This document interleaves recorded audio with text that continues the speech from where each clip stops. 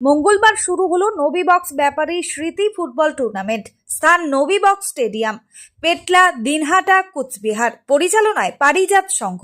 এই football tournament এবার 14তম বর্ষের। এদিন টুর্নামেন্টের উদ্বোধন করেন পেটলা গ্রাম পঞ্চায়েতের প্রধান শিল্পী বাদুর রায়। প্রধান অতিথি হিসেবে উপস্থিত ছিলেন দিনহাটা থানার আইসি জয়দীপ মোদক, ক্লাব সভাপতি বিকাশ রায়, জেলা পরিষদ কর্মদক্ষ নূর আলম হোসেন, জেলা পরিষদ সদস্য শ্রাবণী চ্যাটার্জি ঝা সহ অন্যান্য বিশিষ্টজনেরা।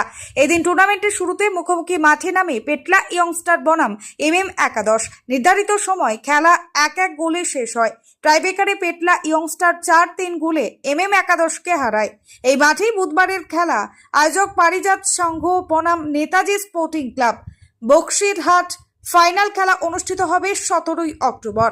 সবাইকে আমাদের এই মাঠে খেলা দেখার জন্য ঠিক বিকাল 3টায় খেলা শুরু হয়ে যায় দেখার জন্য আমরা আমন্ত্রণ জানাই। সেই সঙ্গে পূর্ণ সহযোগিতা চাই।